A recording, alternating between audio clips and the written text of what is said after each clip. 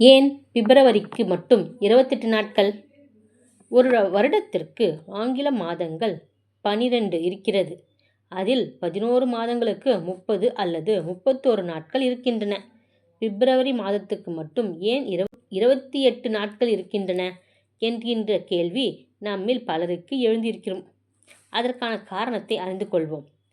நாட்காட்டி வரலாற்றுக்கு செல்கிற போது பண்டைய ரோமியல் ஏற்கனவே பின்பற்றி வந்த நாட்காட்டியில் அன்றைய ரோமானிய அரசர் ஜூலியஸ் சீசர் பெயரில் ஜூலை மாதமும் அவருக்கு பின் வந்த ஆகஸ்டஸ் சீசர் பெயரில் ஆகஸ்ட் மாதமும் சேர்க்கப்பட்டன.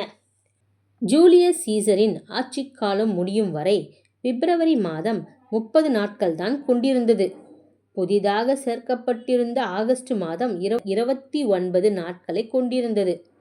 அகஸ்டஸ் சீசர் ஆட்சிக்கு வந்த பிறகு ஜூலை மாதத்தில் 31 நாட்கள் இருப்பதைப் போலவே தன்னுடைய பெயரில் இருக்கும் ஆகஸ்ட் மாதத்திலும் 2 நாட்கள் கூடுதலாக இருக்க வேண்டும் என்று நாட்காட்டியை மாற்றிவிட்டார். ஓர் ஆண்டில் ஒரு மாதம் விட்டு அடுத்த மாதம் 31 நாட்கள் வருவது மாறி ஜூலை ஆகஸ்ட் என அடுத்தடுத்த மாதங்களில் 31 நாட்கள் வருகின்றன அல்லவா? அதுக்கு இதுதான் காரணம். அகஸ்டஸ் சீசர் இப்படி 2 நாட்களை எடுத்துக்கொண்டதால் அன்றைக்கு ரோமானிய நாட்காட்டியில் கடைசி மாதமாக இருந்த பிப்ரவரியில் இருந்து 2 நாட்கள் கழற்றிவிடப்பட்டன. இதனாலேயே பிப்ரவரி மாதம் 28 நாட்கள் இருக்கின்றன. 4 ஆண்டுகளுக்கு ஒரு முறை வருகிற லீப் ஆண்டில் மட்டும் பிப்ரவரி 29 நாட்கள் இருக்கிறது என்பது குறிப்பிடத்தக்கது.